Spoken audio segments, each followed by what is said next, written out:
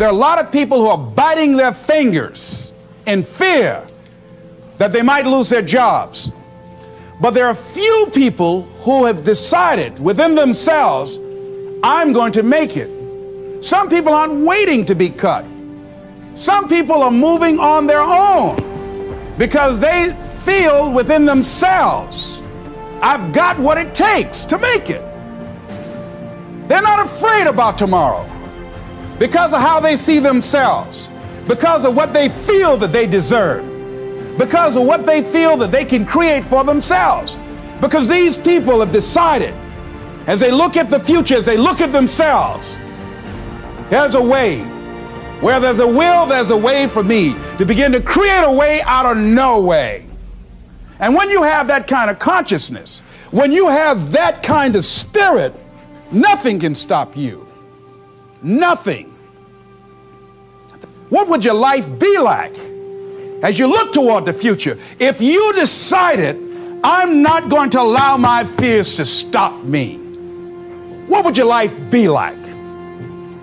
What would your future be like if you decided to want that which you desire so strongly that it prepares you past your fears, that you experience the fear, as the one book says, feel the fear and do it anyway?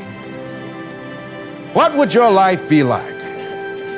And I'm saying to you that all of us who have been entombed by fear have the capacity to resurrect ourselves.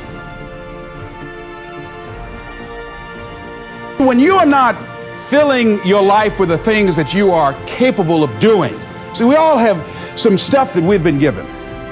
And I don't think that it's optional for us to sit on what we have.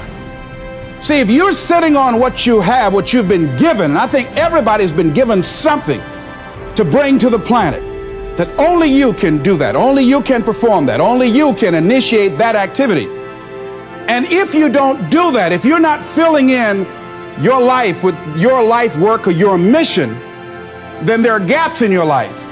And what we do when we're not living out our true identity, we begin to fill the gaps. We fill the holes with garbage, alcohol, drugs, worry, self-destructive behavior.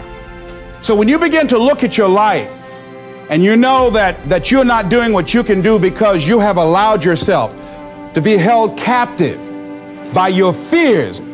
Now, when you don't have a true appreciation and acceptance for who you are, and you allow yourself to be immobilized by fear, what happens in the process is that you begin to abuse yourself. You begin to sabotage your life, you begin to sabotage your dreams, you begin to unconsciously work against yourself. You become your own worst enemy.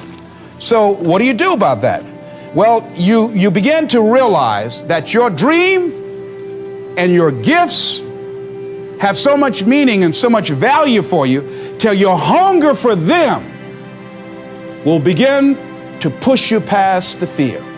Your hunger to have them will give you a special drive.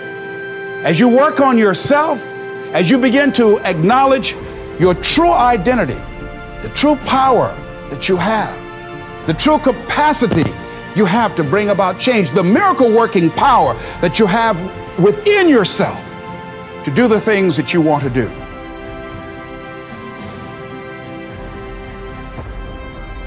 I don't care how much you work on yourself. There are some times when things aren't going to go right.